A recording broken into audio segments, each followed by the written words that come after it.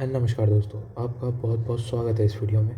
आज का हमारा टॉपिक है कि ईरान ने भारत को थैंक्स क्यों कहा। तो चलिए शुरू करते हैं बिना किसी देरी के। Iran thanks India for humanitarian support to Iranian ship IRIS Lavan. ANI report में आया है। द टाइम्स ऑफ इंडिया में भी friendly ties. Iran thanks India for lettering IRIS 11 docks in Kochi. Kochi जो पोर्ट है ना, कोची पोर्ट में ये। आप पूछेंगे क्यों कि ईरान की वॉरशिप क्यों खड़ी है हमारे यहाँ। बिकॉज अभी ईरान एंड इंडिया ने मिलके एक नेवल एक्सरसाइज ली है जिसका नाम है मिलान। वो हर साल करते हैं लोग। इस साल हमारे भारत देश में हुई। एंड ये जो एक्सरसाइज है वो विशाखापट्टनम जो पोर्ट है, विशाखापट्टनम पोर्ट के पास हुई थी। बट ये exercise in navy's IRIS 11 that took a part in Milan and IFR 2026 safely docked in Kochi port. मतलब कोची पोर्ट में वहाँ पे खड़ी हुई है। अभी तो एक न्यूज़ आई थी कि IRIS वॉरशिप को US ने डिस्ट्रॉय कर दिया। यस, दो नेवल एक्सरसाइजेस की वॉरशिप आई थी हमारे भारत देश में। एंड उनमें से एक जो IRIS दीना है उसको सबमरीन्स के थ्रू मार गिराया गया US के। एंड IRIS 11 को ये डॉक पे ही है। एंड इस चक्कर में ईरान ने एज अ फ्रेंडली गेस्चर पे थैंक्स बोला है। Iran has formally expressed a gratitude to India for providing a safety harbor to its naval vessels. IRIS 11 docks at the Kochi port to undertake a technical and logistic arrangement following the incidents involving the another Iranian naval vessels IRIS Dina in the Indian Ocean, a rapidly evacuation conflict between the US, Israel and Iran. ये जो ships जो थी वो Feb 17 को ही आ गई थी हमारे यहाँ पे विशाखापट्टनम पोर्ट में। और ये एज अ नेवल एक्सरसाइजेस किससे, और IFR 2026 में 40 प्लस कंट्रीज पार्टिसिपेट करने आई थी। उनमें एक ईरान भी थी। ये दोनों को पार्टिसिपेट करने के लिए आई थी। ये वॉर के पहले ही आ गई थी। बट जब वॉर स्टार्ट हुई थी उसके बाद से भारत ने उसे बोला था IRIS दीना को कि आप मत जाइए, हम आपको अपने यहाँ डॉक करने की परमिशन देते हैं। ये हमारे फॉरेन मिनिस्टर S जयशंकर ने भी इस चीज़ को ह्यूमैनिटेरियन सपोर्ट किससे अपने रिसेंट इंटरव्यू में पूरा चीज़ क्लैरिफाई किया है। सो आगे देखते हैं और क्या रिपोर्ट है। Iran thanks India for a humanitarian supports as a warship IRIS 11 docked in Kochi amid IRIS tragedy city friendly relations. ये उनकी तरफ से बयान आया है। अल जज़ीरा का आर्टिकल है, how US sinking of Iranian warship holds in the Modi guardian claims. Meanwhile India हमेशा क्लेम करता है ना कि हम we are the guardian of ocean. या and answer is yes, we are the guardian of oceans, Indian oceans. We are the guardian of Indian oceans.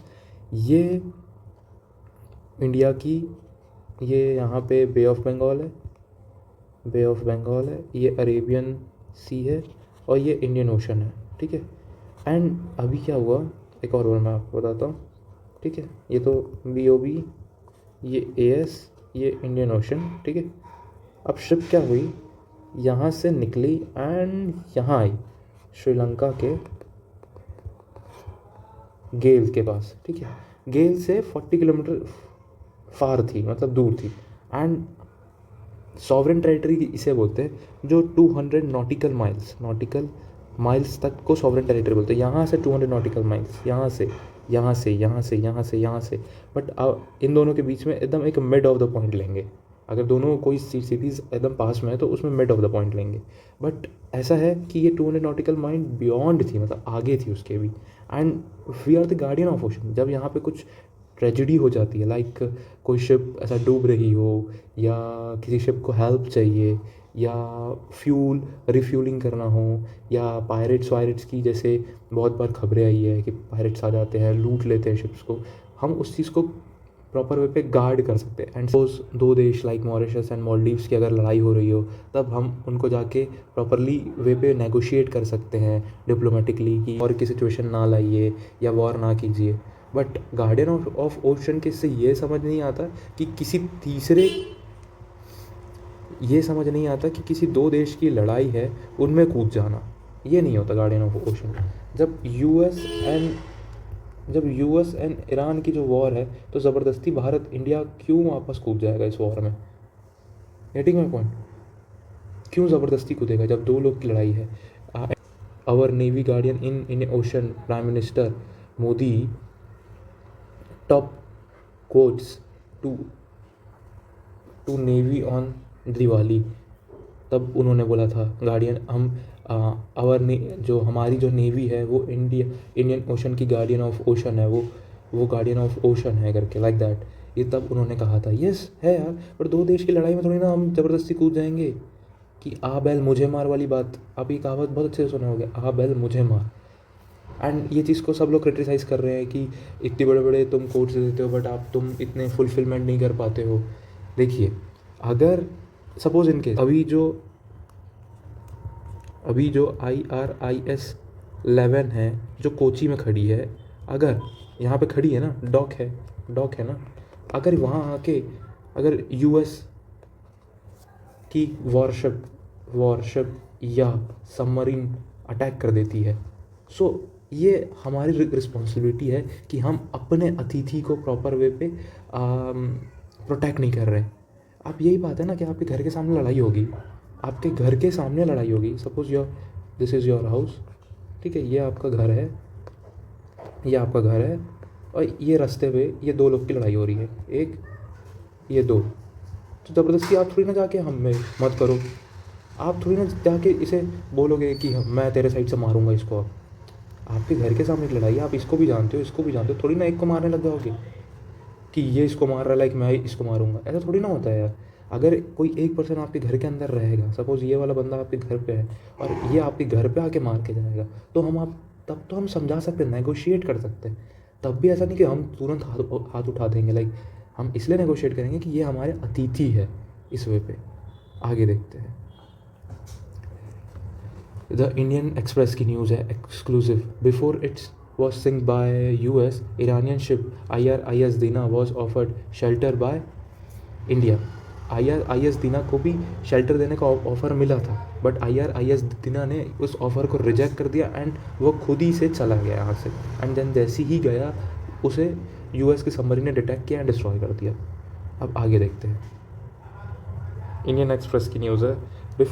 Before it was sunk by a US, Iranian ship was offered shelter by India. Obviously, yes, हमने दिया था। ये तो हर जगह अब ये news है and Hindustan time भी कवर कर रहा है।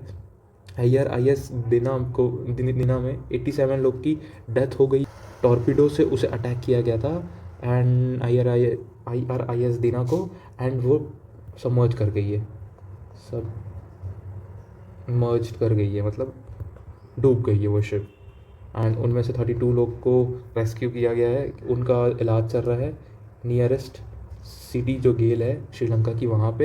एंड ऐसा नहीं है कि भारत देश ने मदद नहीं की, भारत देश भी गया था हेल्प करने के लिए। इसलिए हमें बोलते हैं the guardian of ocean, Indian ocean की, इसीलिए बोलते हैं भारत भी गया था। एंड रॉयटर्स की खबर है, India led Iran warship dog the day US sank another off Sri Lanka officially से।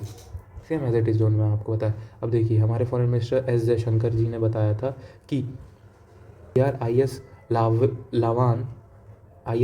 लावान जो डॉक है इंडिया के पोर्ट में, कोची पोर्ट में, वो ह्यूमैनिटेरियन ग्राउंड्स के हिस्से है। ऐसा नहीं कि हम ईरान को सपोर्ट कर रहे हैं इसलिए, नहीं, वो वॉर के पहले आई थी और ये हमारी गेस्ट है।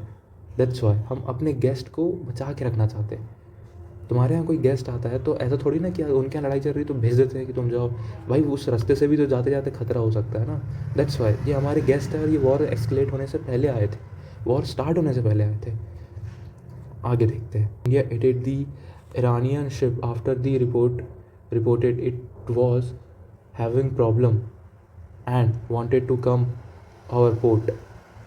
EAM Jaishankar said will speaking at Raisina Dialogue 2026 में Raisina Dialogue में उन्होंने कहा they were coming in the fleet review and then they got catch on wrong sides of event. Jaishankar noted, adding, so I think were we really approached it for a point of view of humanity other than whatever the legal issues were, and I think we did a right thing. Exactly. ह्यूमैनिटेरियंस की इससे बहुत सही चीज़ है. ऐसा नहीं है कि सामने वाले के घर के अटैक हो रहा है एंड सब उस घर के परिवार में बहुतों को खतरा है, उसकी टॉप लीडरशिप को ही उसे मार दिया गया है, तो बच्चे कैसे सुरक्षित रहेंगे. Like that. ये वो सिचुएशन है कि उस रास्ते से जाते जाते उन्हें भी खतरा होगा, और ये बच्चे जो आए थे वो हमारे मेहमान हैं, उन्हें तो हम पनाह दे सकते हैं ना. ये भारत की संस्कृति कहलाती है, ये संस्कृति है, ये इट्स अ कल्चर. ये कल्चर है हमारे यहाँ का, it's a part of culture. इसीलिए आगे देखते हैं. इंडिया से जो टाइम्स ऑफ इज़राइल है उन्होंने भी ये चीज़ को मेंशन किया अपने आर्टिकल पे कि इंडिया से it allowed Iranian warship to dock as a humanitarian gesture after US sinking of vessels. मतलब एक शिप को उन्होंने अपने यहाँ पे एज अ ह्यूमैनिटेरियन गेस्चर किससे रखा है, ऐसा उन्होंने भी मेंशन किया है. और ये सेम एज इट इज़ उन्हें इज़राइल को कोई प्रॉब्लम नहीं है, बिकॉज इज़राइल की साइड से कोई बयान नहीं आया. इज़राइल को भी पता है, जब इज़राइल के न्यूज़पेपर में छप रही है तो इज़राइल की प्रेसिडेंट को नहीं पता चल रहा होगा. यूएस को भी पता है, बट यूएस की साइड से भी कोई बयान नहीं आया. क्यों नहीं आया? हमारे यहाँ के ही लोगों को बहुत ज़्यादा प्रॉब्लम्स होती है. इस तरह नेगोशिएट अब करने लग गई है इंडिया की पॉलिटिक्स कि अब छोटी छोटी बातों को लेकर के एक मुद्दा बनाया जाता है. इंडिया के पास बहुत सारे पॉइंट्स हैं, एज अ पॉलिटिक्स पॉइंट्स बहुत सारे हैं, बट वो फॉरेन पॉलिसी में बहुत ज़्यादा डाइवर्ट हो गई है. एंड फॉरेन पॉलिसी में एक मत होना चाहिए, चाहे लेफ्ट विंग हो, चाहे राइट विंग हो, चाहे मिड कोई भी विंग वाले हो, चाहे कोई भी विंग वाले हो, बट एक ही मत हो तो भारत देश बहुत जल्दी ग्रो करेगा. Thank you so much. यहीं तक रही वीडियो. अगर आपको ये वीडियो अच्छी लगी तो इसे लाइक करो, शेयर करो एंड सब्सक्राइब करो. Thank you.